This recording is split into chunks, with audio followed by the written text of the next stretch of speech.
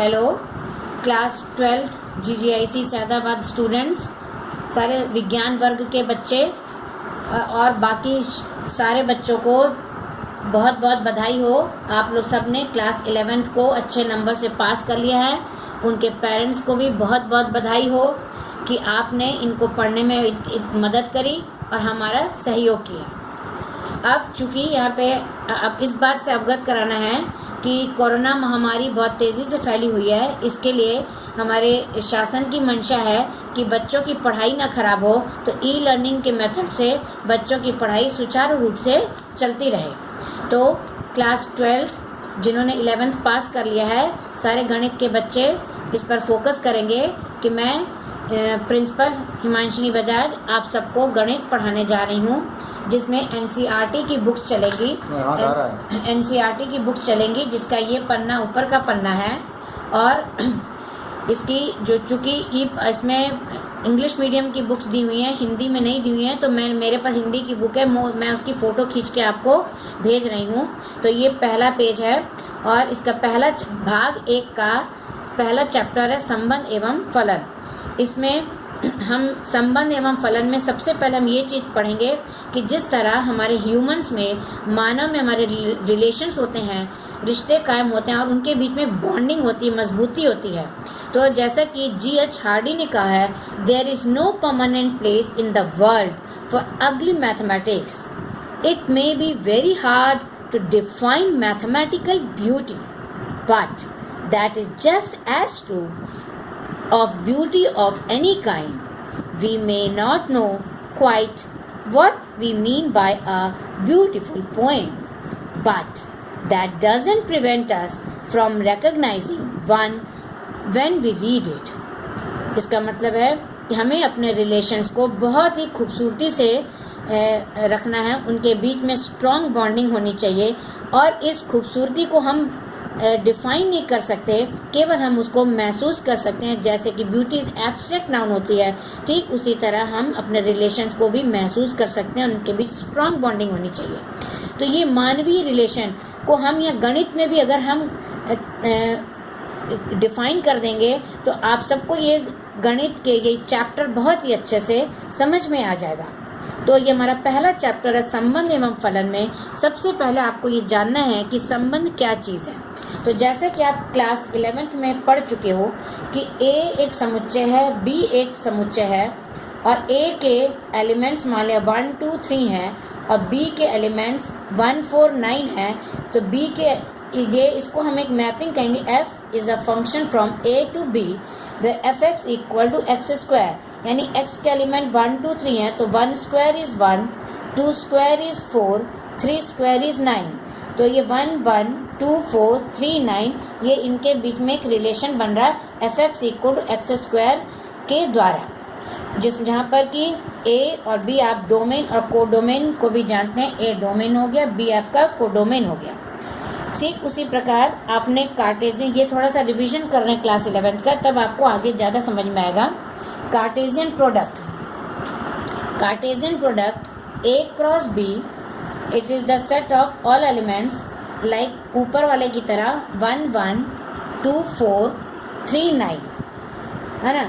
और इसको अगर हम जनरल वे में डिफाइन करेंगे तो A cross B it is the set of all ordered pairs A B such that small a belongs to capital A and B small b belongs to capital B।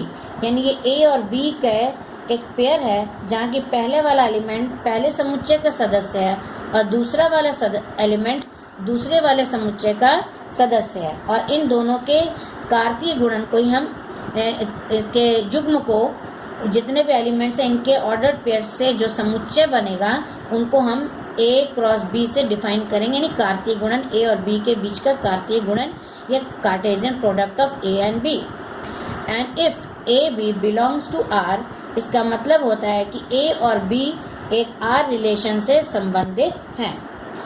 ठीक है, इसी प्रकार इसमें एक कुछ एग्जाम्पल दिए गए, जैसे क्लास 12 के किसी स्कूल में मान लिया आपके GGIC में A में क्लास 12 विद्यार्थियों का समुच्चय है, B उसी स्कूल की क्लास 11 के भी विद्यार्थियों का समुच्चय, यानी 11th के स्टूडेंट्स हैं और 12th के स्टूडेंट्स हैं। तो जो क्लास 12 के स्टूडेंट्स हैं उसको ए समुच्चय मान लिया, क्लास 11 के स्टूडेंट्स को बी समुच्चय मान लिया। तो number 1 a b belongs to A cross b such that a b का भाई है, यानी जो पहला वाला है क्लास 12 का वो क्लास 11 का भाई है। ये इस तरह से डिफाइन किया गया। उसी तरह सेकंड वाले में a b belongs to, it is the set of all ordered pairs AB, it belongs to A cross B such that A B की बहन है। ठीक है, यानी कि क्लास 12 के स्टूडेंट्स क्लास 11 के स्टूडेंट्स के बहन है, कोई ना कोई इसमें ज़रूर ऐसा होगा। तो ये इस तरह से ये रिलेशन है इसमें भाई का बहन का 12th और 11 के बीच के बच्चों के बीच में। हाँ, कोई बात नहीं। यानी अब इसी तरह से आप 3rd, 4th, 5th एग्जाम्पल्स को भी पढ़ के समझ सकते हैं। कोई दिक्कत होगी तो फिर आप पूछ लीजिए। नेक्स्ट, अब ये जो मैंने आपको समझाया था कि a b belongs to R, इसका मतलब ए आर बी, जो कि आपकी इस बुक में यहाँ दिया है, यदि a b belongs to R तो हम कहते हैं संबंध आर के अंतर्गत ए बी से संबंधित है और हम इसे ए आर बी लिखते हैं। यदि a b belongs to capital R तो हम इस बात से चिंता नहीं करते कि ए और बी के बीच में कोई अभिज्ञेय कड़ी है अथवा नहीं, यानी कि कोई काज रिलेशन है या नहीं, उसके बीच बस रिलेशन होना चाहिए।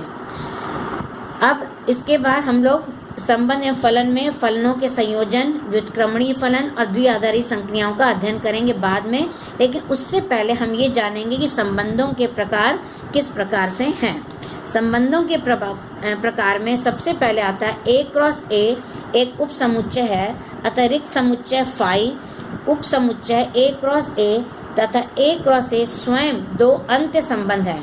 इसके स्पष्टीकरण के लिए मान लिया कैपिटल आर बराबर set of all elements all ordered pairs A B such that a minus b equal to 10। इसको यहाँ पे देखिए, संबंधों के प्रकार में यदि आर बराबर all ordered pair set of all ordered pairs A B such that a minus b equal to 10, यदि ए बराबर 1 2 3 4 लेते हैं एग्जाम्पल के तौर पे, तो हम देखेंगे 1 minus 2 is not equal to 10, 2 minus 3 is not equal to 10. In the same way 3 minus 4 is not equal to 10 and so on.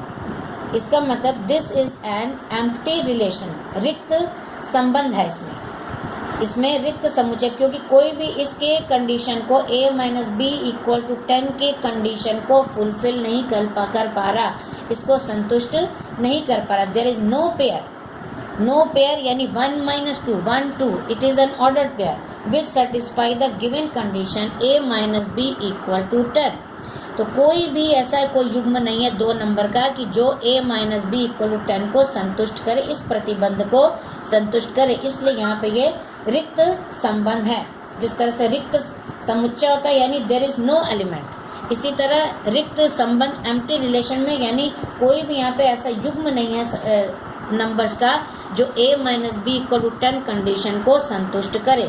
तो इसीलिए r equal to 5 is the symbol of empty set.